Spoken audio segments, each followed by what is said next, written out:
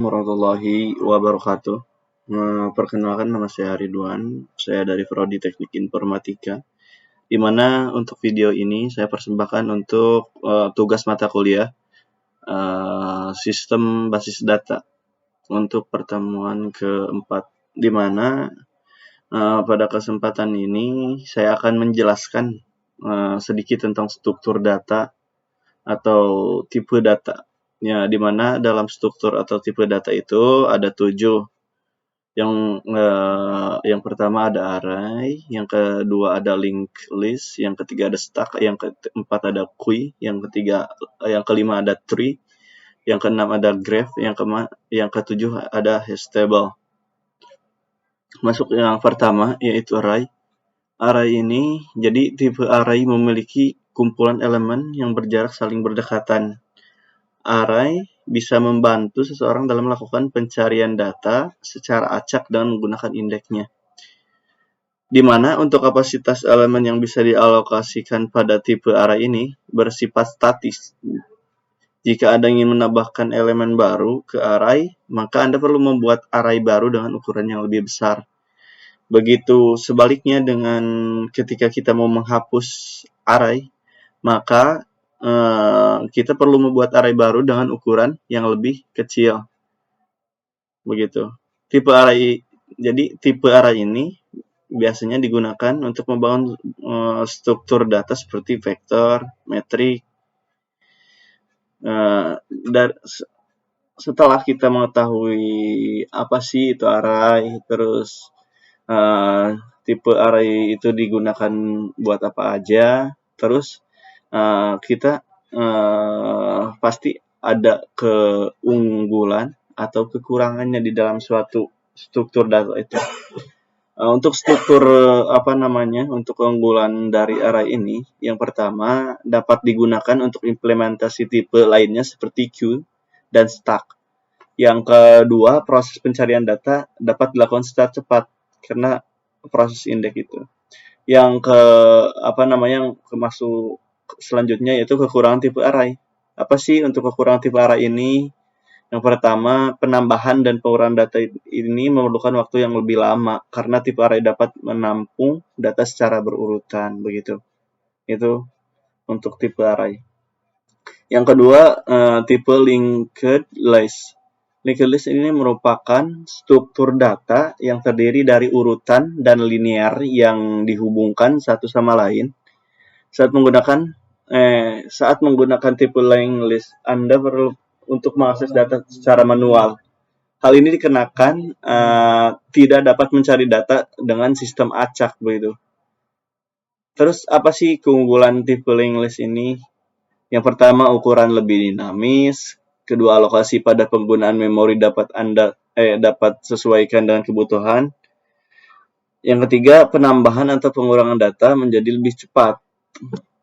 Terus apa sih kekurangan dari tipe linked list ini? Yang pertama, menghabiskan memori yang lebih besar. Yang kedua, tidak dapat kembali ke node sebelumnya. Yang ketiga, proses transferal menjadi lebih panjang karena tidak langsung dapat mengakses data dengan indeks, begitu. Masuk ke ketiga yaitu stack. Tipe data stack merupakan tipe struktur data yang linear dan mengikuti urutan yang tertentu. Urutan tersebut yang digunakannya itu LIFO atau last in first out atau FILO first in last out. Kedua istilah tersebut memiliki arti yang sama, yaitu data yang terakhir masuk akan menjadi data yang keluar pada pertama kali, begitu. Terus maksudnya dari apa sih keunggulan serta kekurangan dari tipe stack ini? Yang pertama, bisa mengelola data yang lebih efisien, dapat membersihkan objek dengan secara otomatis. Yang ketiga, bisa mengatur memori secara lebih mandiri, begitu. Terus maksudnya kekurangan tipe stack. Kapasitas memori yang tersedia sangat terbatas, memiliki potensi terjadi overflow saat jumlah objek yang terlalu banyak. Tidak bisa mengakses data secara acak, begitu. Kelemahan dari si stack ini. Kemudian masuk ke queue. Tipe data queue yaitu tipe struktur data linear yang dapat mengikuti urutan tertentu, yaitu FIFO. fish in, fish out. Jadi data yang masuk pertama kali merupakan data yang pertama kali diambil.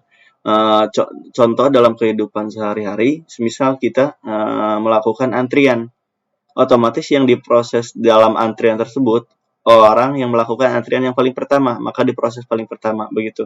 Jadi diproses sesuai urutan.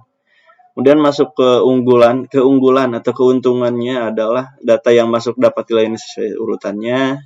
Proses antrian data menjadi lebih cepat dan optimal, menghandle beberapa tipe data sekaligus. Terus apa sih kekurangan?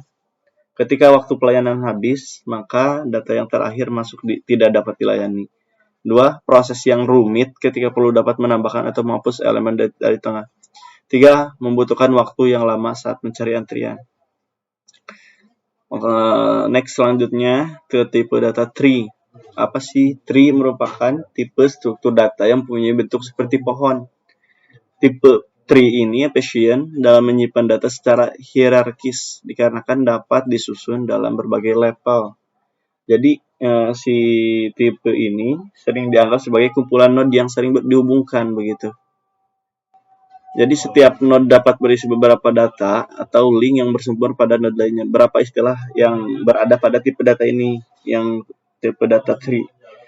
Ada root, ada child, ada parent, ada sibling, ada leaf node.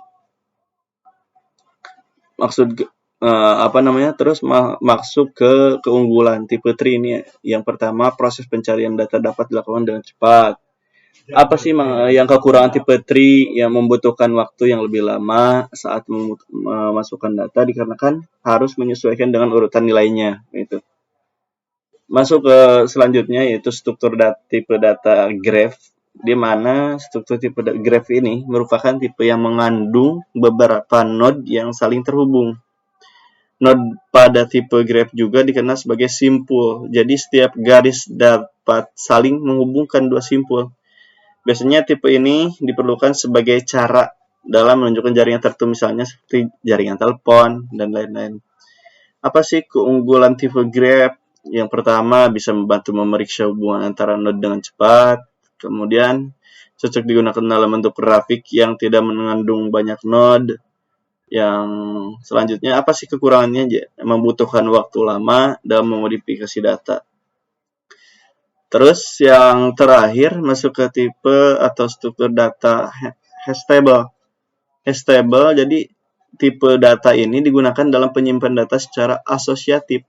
Apa sih maksudnya? Jadi tipe data ini dapat menyimpan data dalam bentuk array. Hal ini memungkinkan Anda dalam mengakses data secara lebih cepat karena cukup menggunakan indeks saja. Operasi utama yang dapat digunakan dalam hashable yaitu search untuk mencari elemen, kemudian insert untuk menyiapkan elemen, dan delete untuk menghapus elemen. Terus ketika kita mengetahui hash table atau apa, terus operasi utama itu apa, kita perlu juga tahu apa sih keunggulan dari tipe hash table ini. Yang pertama, dibandingkan dengan tipe lainnya, kadang penggunaan hash table lebih efisien dari pencari data sehingga sering dipakai pada software untuk mengisi basis data. Kemudian mudah dalam melakukan sinkronisasi.